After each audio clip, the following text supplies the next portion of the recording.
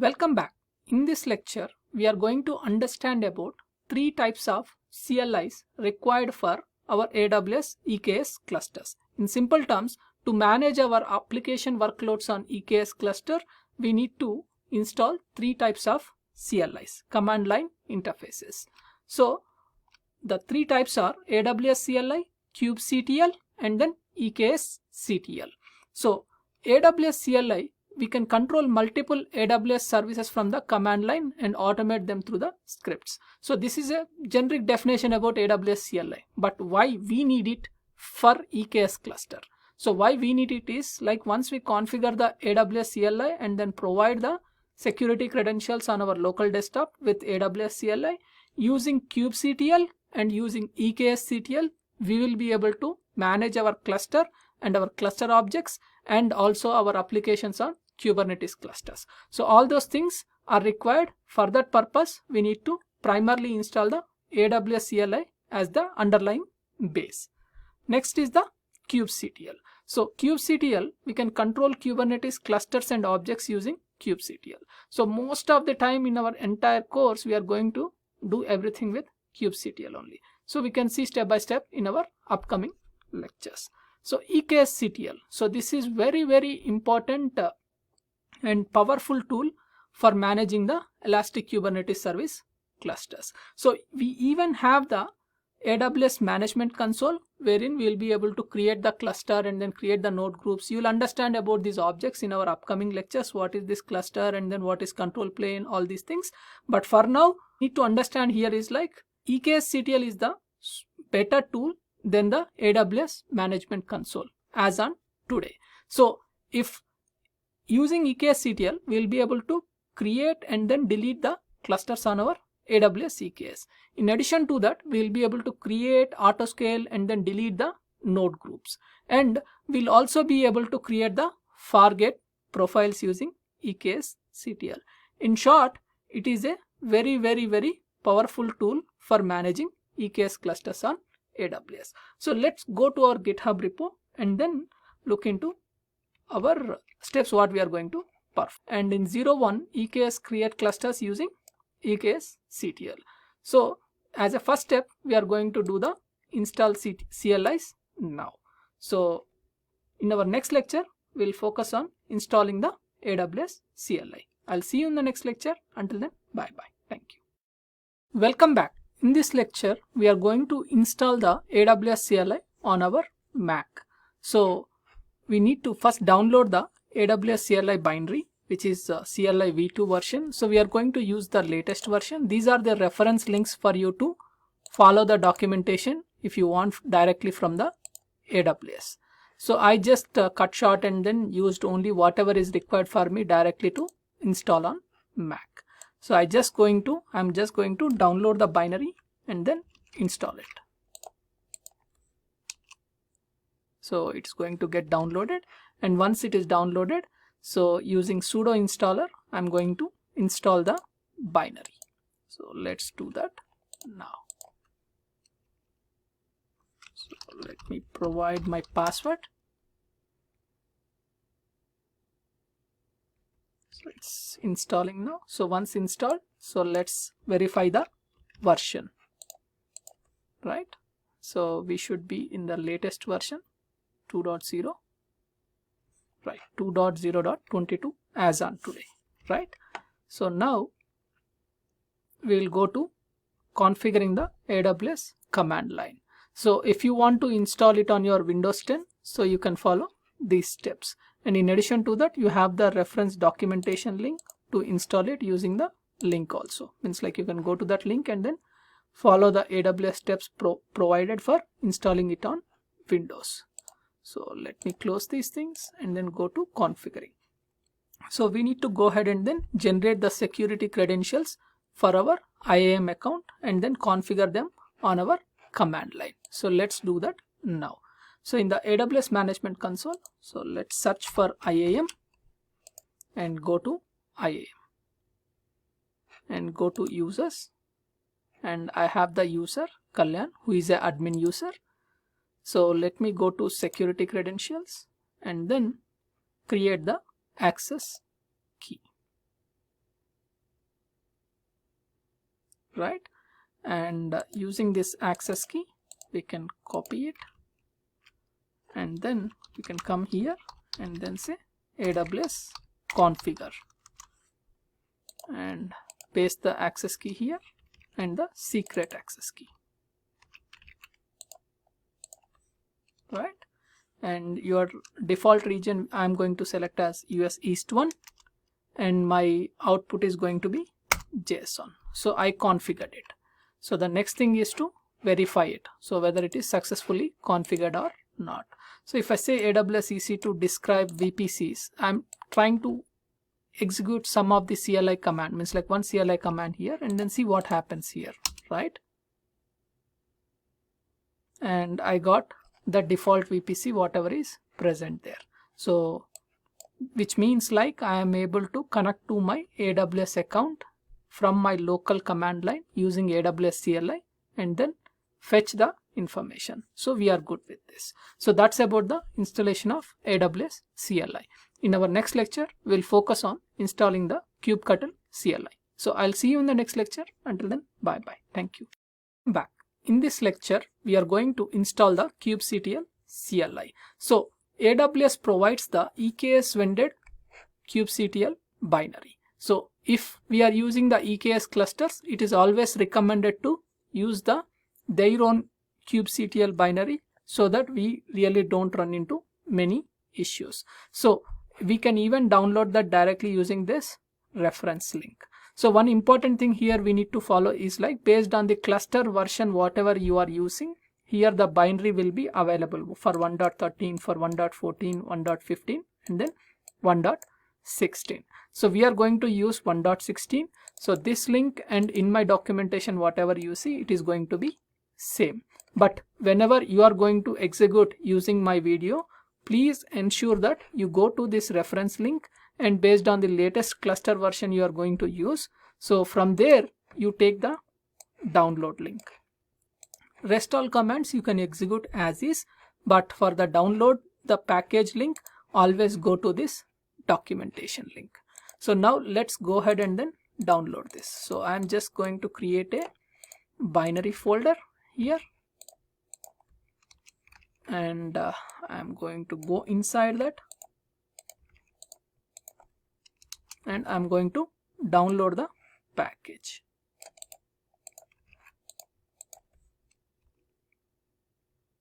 So let's provide the execute permissions for the binary and set the path by copying it to the home directory. So we'll create a bin folder in our home directory and then we'll copy it there and then set the path. And once done, so let's verify the version. So we can see it here, v1.16.8 EKS means like Elastic Kubernetes Service of AWS. So this respective kubectl binary is EKS vended, AWS EKS vended binary which we are going to use. In our next lecture, we'll focus on installing the eksctl. Until then, bye bye. Welcome back. In this lecture, we are going to install the eksctl CLI. So on your MacBook, if already Homebrew is installed, then ignore this step. So let's go ahead and then tap the VWork tab here.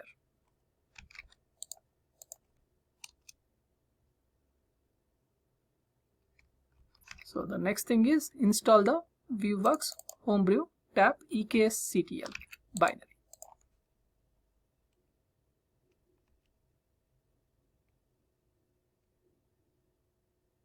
So it's already downloaded in my caches, so the installation is pretty quick. So let me verify the version. Yeah, good. So we have completed the eksctl installation on our MacBook. So if you want to install on Windows, you can follow the respective documentation and then install it on that respective operating system. Either it is Linux or Windows. So in our next lecture, we'll focus on creating the EKS cluster. So I'll see you in the next lecture. Until then, bye bye. Thank you. Welcome back. In this lecture, we are going to understand about AWS EKS cluster. So how EKS cluster is going to work, what are the core objects involved in the EKS cluster, and more details about that core objects, what it can do and all those things. So we are going to see that in our introductory section of our EKS cluster. So EKS cluster primarily will have 4 core concepts: EKS control plane, worker nodes and node groups, target profiles, and VPC. So let's see one after the other in a very high level, and then we'll go in detail about those things in upcoming slides. So EKS control plane is nothing but the master node in our regular Kubernetes architecture. So which means it will host the etcd and then kube API server, kube controller, all those stuff will be present in this control plane. So now in regular Kubernetes, we need to maintain our master nodes too. But when we come to the cloud, here what happens is the entire control plane is managed by AWS. So we really don't need to worry about our high availability of our etcd or our kube API servers or controllers or whatever present in the master. All objects is managed by AWS EKS control plane. So we really don't need to worry. So that's a complete managed service by AWS. So our responsibility starts with provisioning the cluster, and after that provisioning the worker nodes, nothing but node groups. So node groups are nothing but group of EC2 instances where we run our application workloads. So we will provision the EC2 instances here, and then on those things we are going to deploy our Kubernetes applications, whatever we want to run. So the next comes the target profiles. So again the same serverless concept comes here.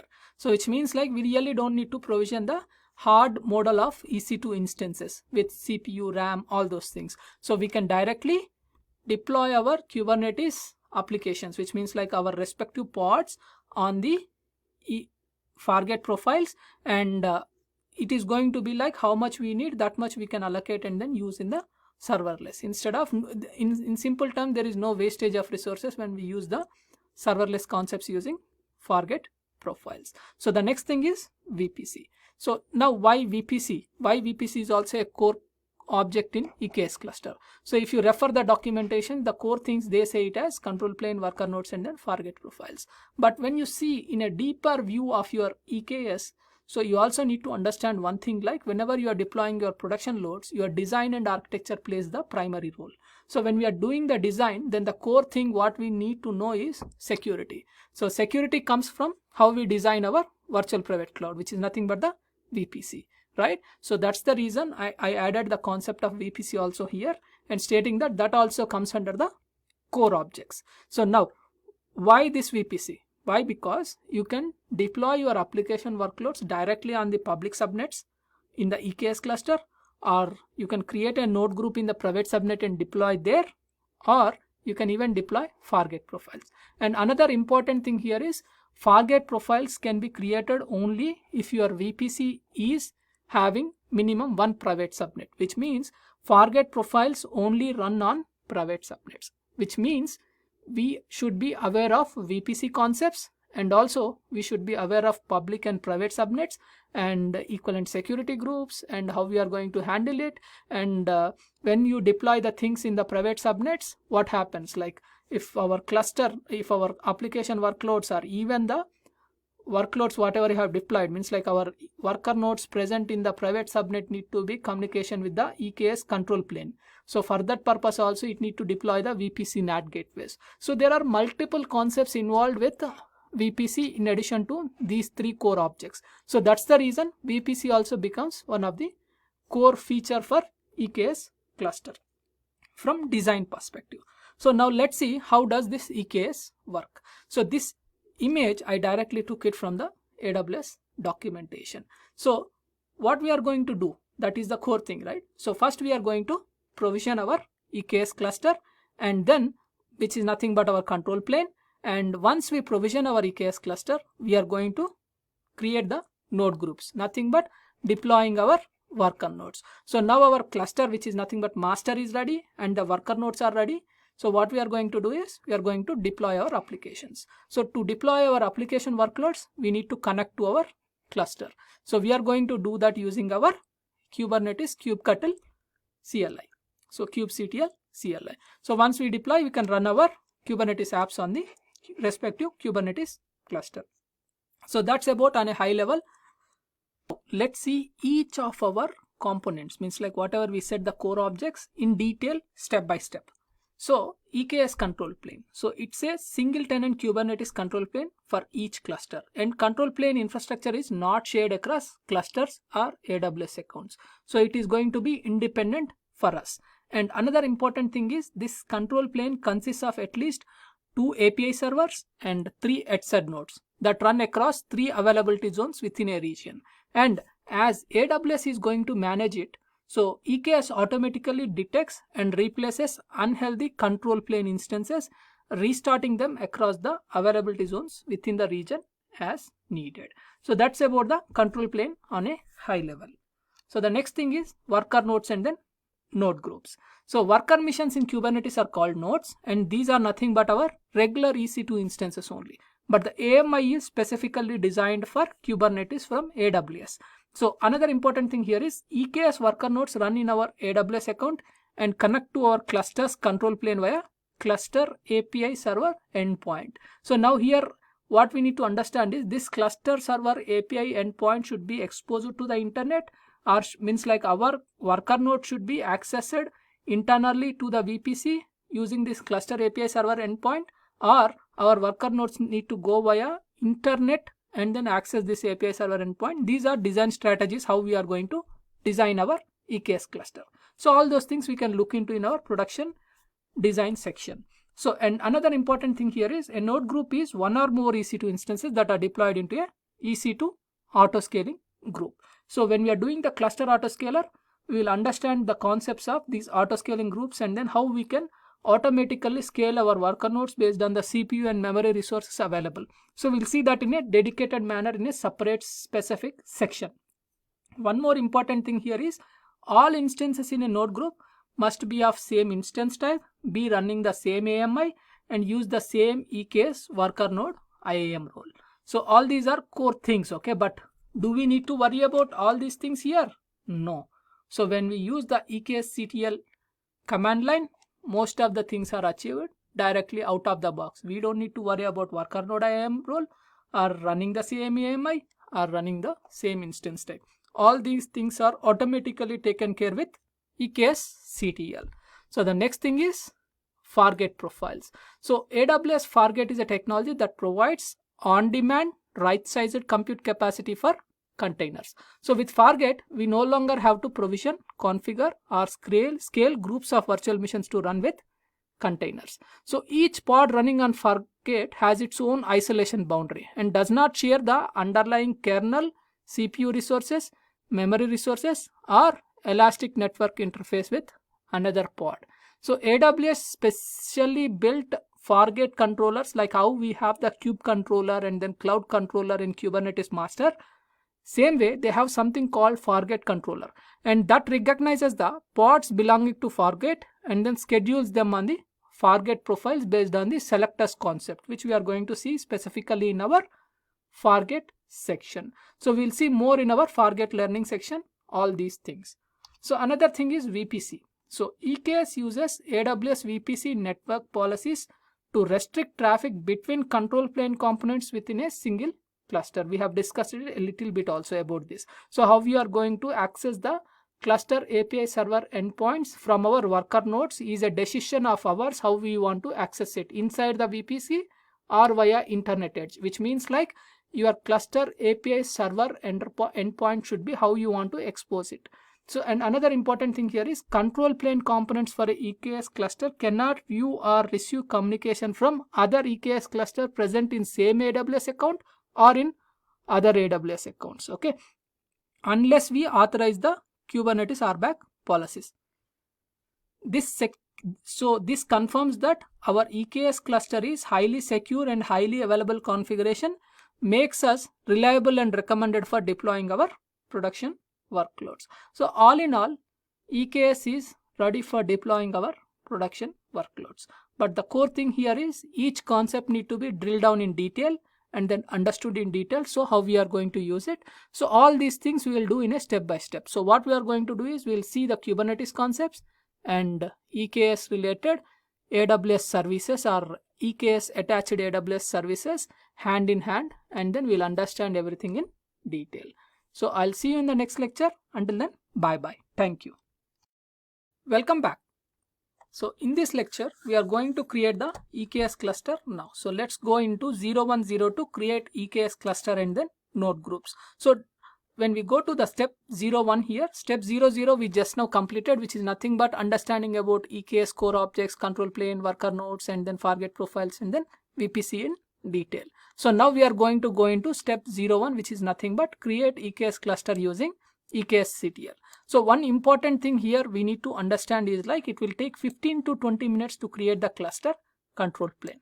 And what is this command? So using eksctl create cluster, we are going to create the cluster, and its name is going to be EKS demo 1, and the region we are going to create this cluster is in US East 1, and my EKS cluster should be present in US East 1A and then 1B availability zones. So I am restricting my cluster at 1A and then 1B. So if we don't give these zones, then it is going to automatically select the zones, and if it selects 1D or some other zones, most of the time we get error about the availability of workloads present there, means like availability of servers and all those things. So because of that, I specifically say 1A and then 1B here. In addition to that, so without node group, which means like if you don't give this additional parameter, with eksctl create cluster itself, it is going to automatically create the node group also for us with 2 nodes inside that with M4 large, and then it is going to apply directly the production grade cluster creation automatically without our involvement. So what happens at that point is like we are going to get a cluster without any knowledge of what it is creating. So that's the reason what I have done is like I have created a specific step for node group separately. So as we seen earlier how EKS works, so we are going to create cluster, which is nothing but control plane separately and also the node groups separately. So instead of by using the default things and then using default, we customized it to see in a way how we need it. So that's the reason I said that without node group. So let's go ahead and then execute this command on our command line, right? So it is going to take close to 15-20 minutes to create this cluster. So I'm going to pause the video, and once it is created, so we can move on with the next steps. So if you see here in this, so it has selected the subnets for US East 1A public, and then one more, it is again another public subnet it has selected, and it is using the Kubernetes version 1.16 as on today. That is the latest as per EKS. So means like even though 1.18 is real latest as kubernetes.io, so it will be 2 versions lesser than EKS is using 2 versions lesser than the live Kubernetes. So and another thing is it is creating the cluster in US East 1 with the name EKS demo 1. And the one more thing here is like you can see public access true for our API server endpoint and private access is false. So this is nothing but, if you remember, we discussed about how our API server endpoint should be accessible for the worker nodes. So it is going to means like our Kube API server endpoint is going to be publicly accessible for us. That's the reason it is saying public access true. So that's about it. So it is going to create a control plane now, and I'll pause the video until it is created and then ready.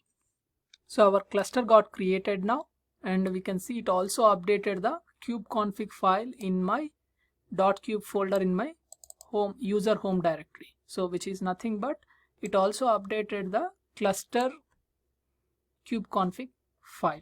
So which means like my kubectl context is directly pointed to this cluster. So we can even directly check kubectl get nodes and see if we have any nodes in this cluster. So without any node group we have created it. Ideally no node should be present here. So in our next upcoming step anyway we are going to create the node group separately.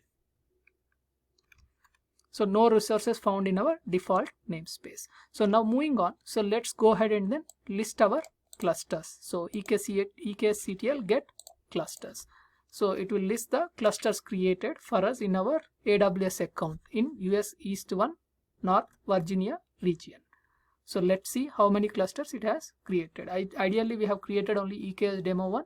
It need to list the EKS demo 1. So we can see it here, EKS demo 1 created in the US East 1 region. So I'll see you in the next lecture. In our next lecture we'll focus on IAM OIDC provider. Until then, bye bye.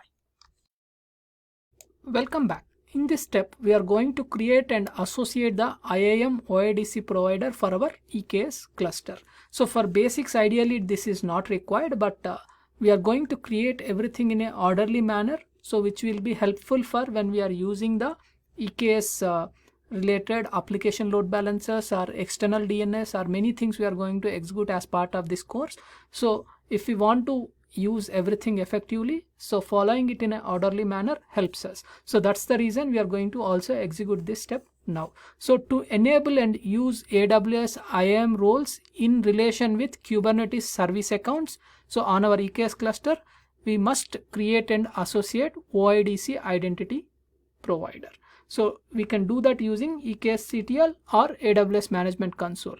So when you go via AWS Management Console, multiple steps and multiple things you need to do, and most of the time we might mess up something there. So but with eksctl, it is just one command saying that EKS utils associate IAM OIDC provider in that respective region for this respective cluster. That's all. So my cluster is in US East 1. And then my cluster name is EKS demo 1. So if I execute this command, immediately it will be associated. So let me do that now. So it's going to do it in a second. It will be quick. So we'll create IAM OpenID Connect provider for cluster EKS demo 1. So it has created and then associated. So the next step is to create the EC2 key pair. So why we need to create this EC2 key pair? So we need to create this key pair because so whenever we create the node group, it creates the worker nodes, which is nothing but the EC2 instances. So if we want the login, means like if we want the access to our worker nodes, so then definitely we need to create our key pair and then associate it. We can even do it manually with our custom key. But ideally it is always good to use AWS integrated services, and I prefer that and I recommend that. So we are going to create a key pair with kube demo and then download it and then put it in your desktop, the respective PEM file, and then this name, whatever the kube demo key pair name you are going to use in the node group. We are going to see that now. So let's go to the management console, go to EC2 and go to security groups in network and security and go to key pairs. Sorry. So in key pairs, you can see I already have the kube demo. So if you want, you can create a key pair and then provide the name as kube demo.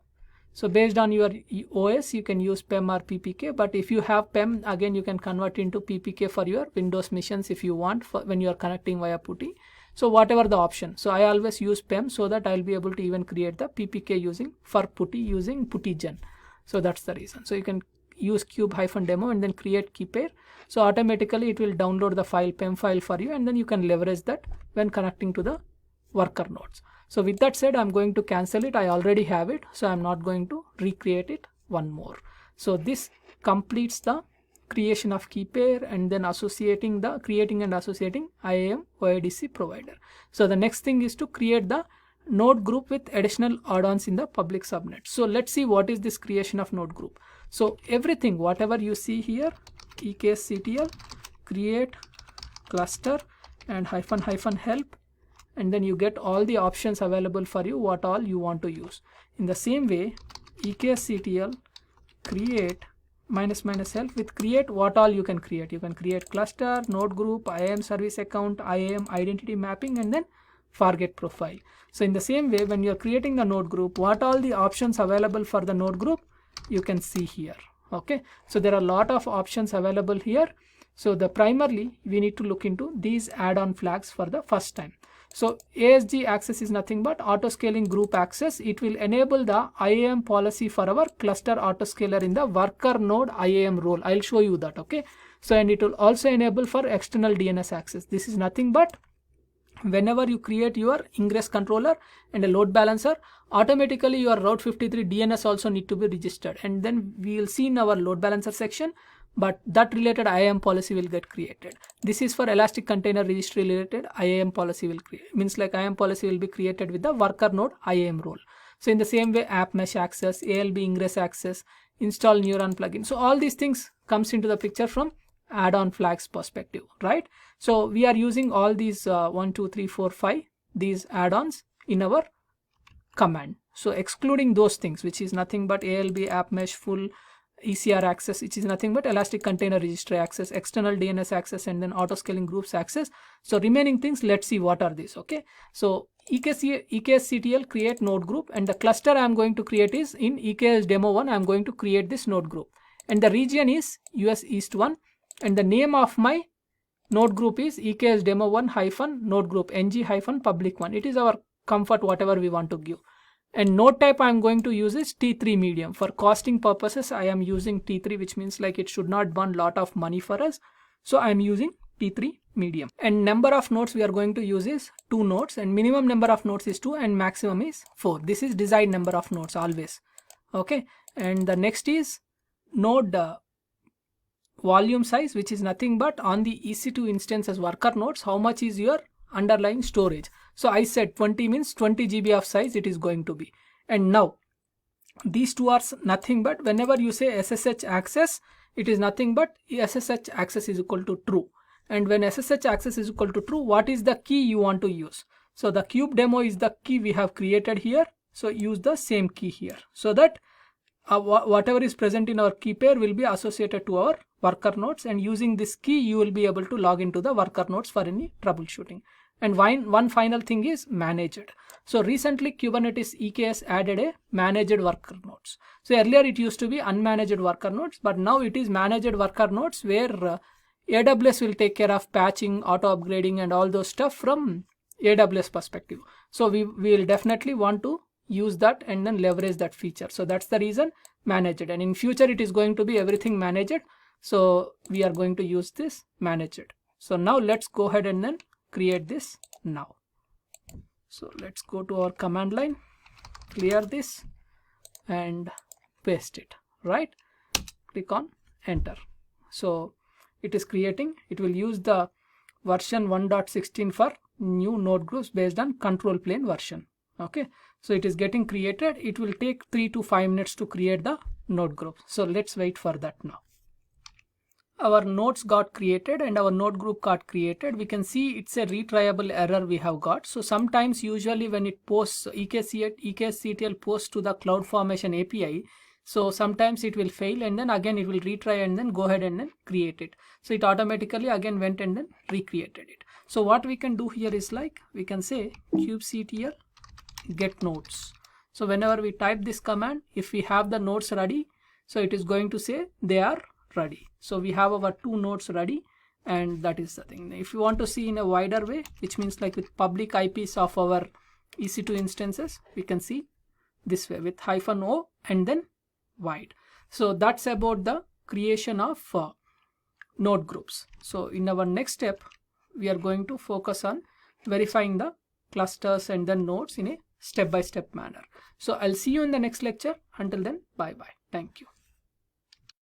Welcome back. In this lecture, we are going to verify our cluster and then node groups and then nodes, all those things in different steps. Okay. So our first step is to verify our node group subnets, which means like whether this respective node group is created in public subnet or not. So let's go ahead and then verify that. So how we are going to verify is nothing but for the subnets associated for our node group, if we have the internet gateway route, which is nothing but it is present in the public subnet. So let's go to EC2 in the sense like our management console, and then go to Elastic Kubernetes service. So we can see the cluster with the EKS demo got created. Inside that, if we go to compute tab, we can find our node group, right? So EKS demo 1 ng public 1. So it has desired size is 2 nodes. Okay. So let's open that, and if we see here, it has the subnet here. Okay. So we'll click on any one of the subnet. It will open our VPC subnet section here, and inside that we are going to verify, we are going to go to respective route tables and then verify. Okay, so here is the route table, right? In subnets, in the route table tab, you can see that we have the internet route enabled with the internet gateway, which confirms that our respective node group is created in the public subnets. So that is our first step. We have verified. So now verify cluster node groups in EKS management console. That one also we have verified. So we went here and then we have seen our cluster configuration here. We can see the API server endpoint here for our respective cluster, which is nothing but kube API server endpoint. And this is our OpenID Connect provider URL. So, and in addition to that, in compute, we have seen the node groups, and then inside node groups, we have seen the subnet and all those stuff. And it also created an auto scaling group for this. And why? Because we have enabled the ASG access, which is nothing but auto scaling group access and all those stuff. Automatically it will create anyway with eksctl. We really don't need to worry about those things. So let me close it here. This is the auto scaling group it has created. So using the cluster autoscaler concepts based on the resources we are going to use, we can increase or decrease these things. So we'll see at that respective time. So let's close these things and then go back, and we can see the networking information for our cluster, and then logging information. By default it is disabled. If you want, we can even enable it. We can, as this is EKS CTL managed cluster, always it is recommended to use EKS CTL to enable logging, disable logging, whatever the modifications we want to do. Instead of this management console, if you do it via EKS CTL, that is a good option for us. Okay, and any updates, currently it is using latest. We really don't have any latest updates here. So that's about on a high level for verifying the cluster node group and then cluster.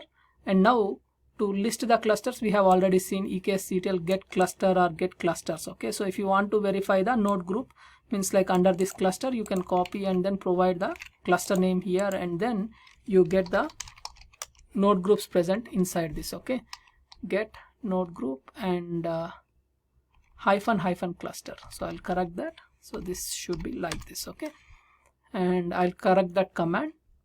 I have corrected it. So now list nodes, you have already seen that kubectl get nodes hyphen o wide.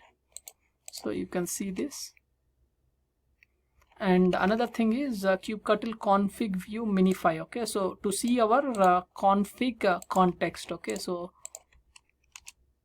our respective EKS demo one's config context we can see here. The current context is kalyan@EKS demo 1 US East 1 eksctl.io. So this is the current context. So to see the current context of your kubectl, you can use this command. So the next thing is worker nodes, IAM role, and list of policies. So if you remember in eksctl, right, in eksctl create node group hyphen help, you know that you have added all these add-on flags, right? So which is nothing but we are going to provide respect to IAM policies for our worker node IAM role. So let's see that now. So let's go to EC2. These are core fundamentals, and then it might take close to 30, 40 or 45 minutes to create your cluster, but it's very important to know what is what before going and then deploying the workloads. So that's the reason we are taking a little bit of time. Instead of that, just executing 2 commands our cluster might have created, but we need to understand deeper. So if you see it here in our EC2 instances, 2 instances got created which are nothing but worker nodes, and inside that if we go here we should find the IAM role, right? So you can see that IAM role is eksctl and then cluster name hyphen node group. Whatever you see with node group, it is nothing but the node group related node instance role. So if I click on that, so it will open the respective IAM console and then that respective role. So let's wait for it. Okay, so now if you see here, so by default worker node policy container registry read only, if you see here you have additional stuff here. Okay, so policy for ALB ingress, policy for app mesh, policy for auto scaling, policy for DNS which is nothing but external DNS, and you have also policy for container registry read only and then container registry power user which is nothing but ECR full access, elastic container registry full access. So all these policies got added for our worker node IAM, means like worker nodes IAM role. So why this is required?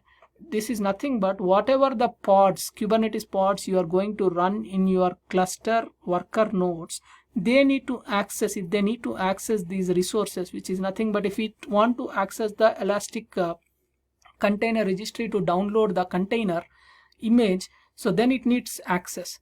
And then you have two ways to do it. So one is create a Kubernetes service account and then create a IAM role and then associate them together and then provide that information for your respective pod, means like for your respective container, so that it can pick up and then use that.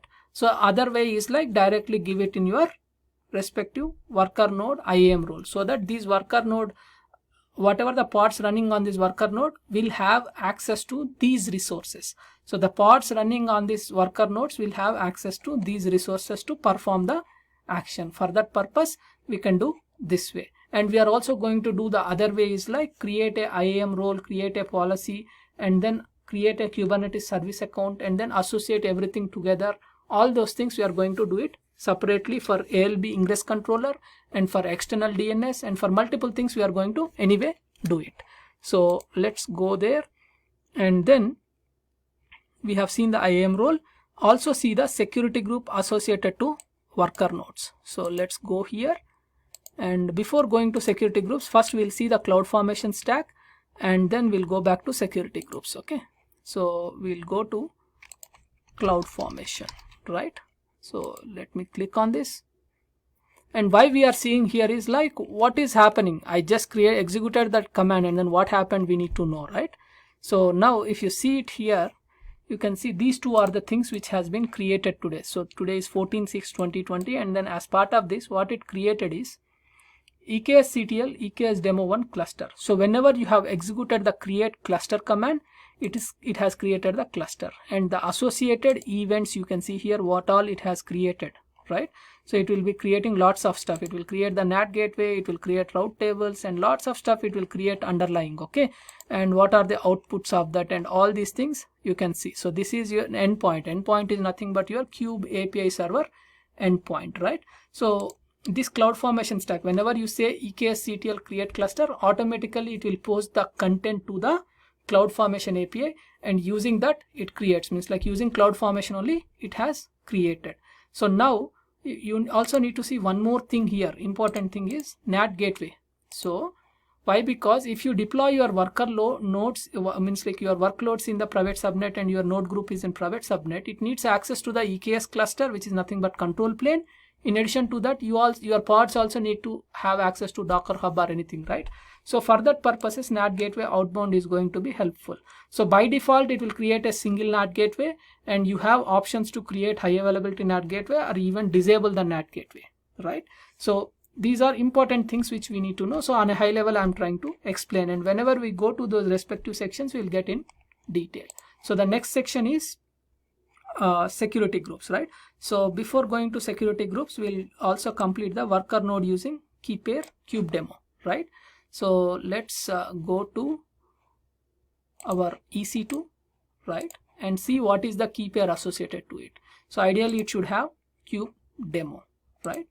So let's go here, come down, see the key pair name it is associated is kube demo. So let me go to my SSH and take the public IP of any of these nodes. I have took one, okay, and then I will say SSH-i, and I have my kube demo PEM file here, and then I'm going to say EC2 user @best, and it should allow us to log in, right?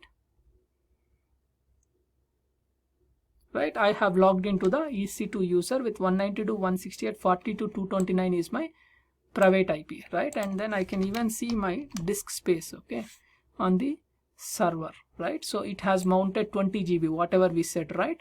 So 20 GB it has mounted for us, okay? So this is about the login to our respective worker nodes, okay? So I'll add this command in the doc. Now let's go back to the security group step, okay? So any security group which has the remote in between it, that is nothing but the security group related to inbound access to our worker nodes, okay? So in this, if you see here, you have the cluster security group and you see something called remote access, okay? So this is the security group we are interested in, right? So let me open that security group here, and in the inbound rules it is open only to 22 to the internet. So that's the reason just now whatever we have done, the terminal access is worked SSH minus I, right? So now what we are going to do is we are going to add one more rule here. So that is nothing but all traffic we are going to allow from anywhere. So for our testing initial sections, we are going to use the node port service for the workloads we are going to deploy.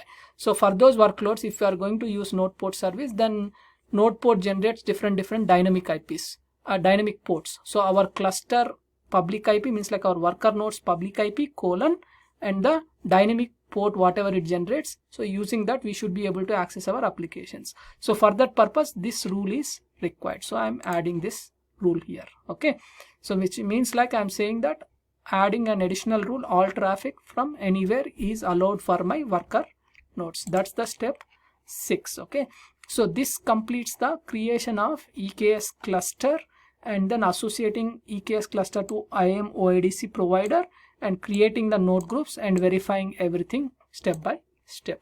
So in our next lecture we'll focus on other section. Until then, bye bye. Thank you. Welcome back. In this lecture we are going to understand about EKS cluster pricing from our learning perspective. So which is nothing but if we create the cluster and then if we leave it, then it is going to burn a lot of money for us. So very important thing about EKS pricing is like EKS is not free like many of the other AWS resources. Irrespective of if we have created our account in the and we are in the first year of our AWS account or it is an old AWS account. So in short, no free tier for EKS. So EKS cluster pricing. Cluster pricing is nothing but the control plane pricing. Okay, so we paid $0.10 per hour in US East 1 North Virginia region. All these are related to US East 1. Okay, and it might vary based on different regions, but if we get an idea about what is the costing, accordingly how we want to create it and then use it, we get a fair idea, right? So that's the reason. So per day if we keep running this control plane continuously, then it is going to be $2.4, and if we run it for 30 days, then it is going to end up with $72. So which is like not good if we run continuously and then delay it and then leave it open, right? So that's the reason when we are learning as part of this course, then we need to quickly delete and then recreate whenever we are using it.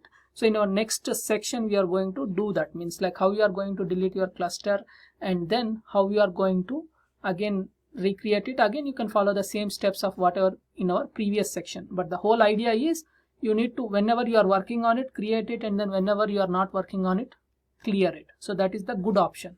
So this is about the cluster pricing. And worker node pricing, if we take one T3 medium server itself, we will end up with $30 per month if we continuously run it. And these worker nodes are running in the Kubernetes, right? So there is something called they cannot be stopped. Only you can delete your node group and then your T3 medium servers will be terminated, but you cannot stop the instances like regular EC2 instances like stop and then start. So if we take 5 days to complete this course and if you run one EKS cluster and 2 T3 medium servers, already you will end up with $25. If it is full day it is running, means like 5 days into 24 hours it runs, it is approximately around $25. So considering all these cases, we need to ensure that how we are going to plan, right? So if it is an organization related account and then you are working for some organization and their account you are using, that's fine. But whenever you are trying to use your own accounts, then you should be very careful about the pricing. Even if you are using the Fargate profile also, it has a dedicated pricing information here you can refer. So 2 important points here is, if you are using your personal account, then ensure you delete and recreate clusters and worker nodes as and when needed. In our next step we'll see that. And in important note 2 is, we cannot stop EC2 instances which are in Kubernetes cluster, unlike other EC2 instances. So we need to delete the worker nodes or node group if we are not using it during our learning process. Okay, so that's about it. So in our next lecture we are going to see how we are going to delete the EKS cluster, right? Until then, bye bye. Thank you.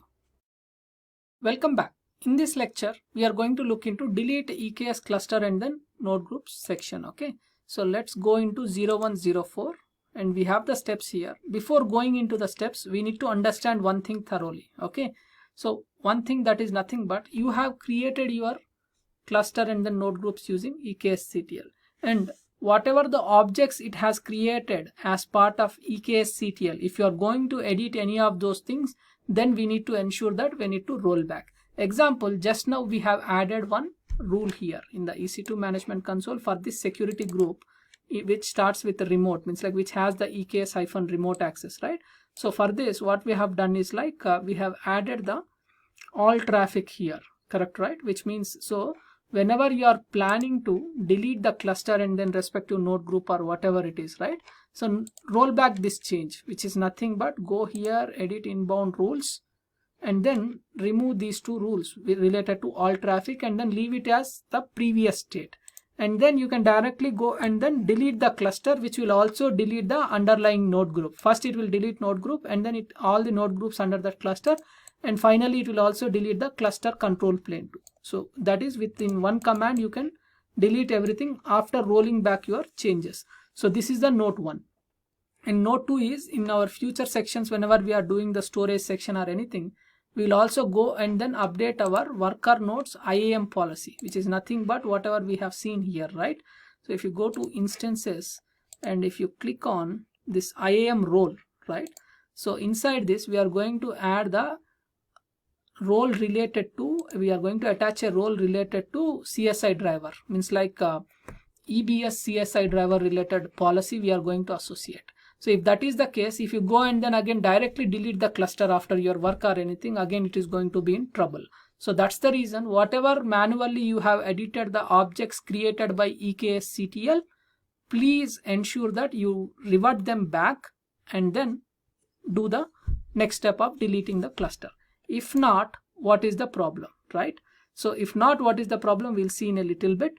But for now, if you want to delete both node group and then cluster, you can use you can directly use eksctl delete cluster and then cluster name, so that first node group will get deleted and after that it will also delete the cluster.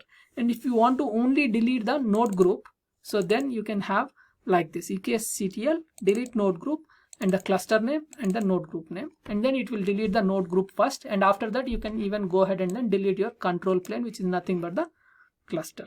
So now one thing we are discussing is what happens if we don't revert back these things, right? Whatever we have edited the objects which was created by eksctl. So what happens is some of the CloudFormation events will fail here during the deletion.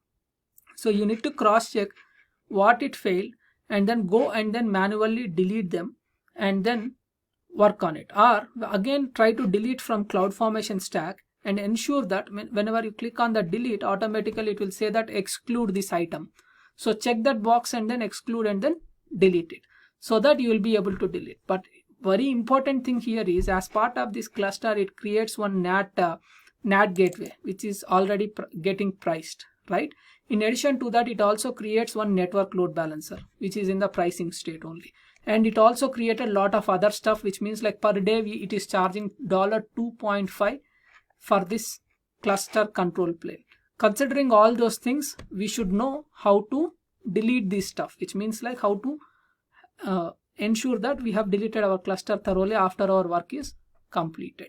So for considering all these things, I have ensured that, so this section is added for you with 2 important notes here. Let me come here and so here, okay, so note 1 and then note 2, like this. Whatever you change, means like if you change something, if I change anything over the course, I'll add that here. But if you go and then change something, please ensure that you remove them and then after that delete, so that you don't run into issues. So that is the thing. So in our next lecture, we'll focus on other stuff. Until then, bye bye. Thank you.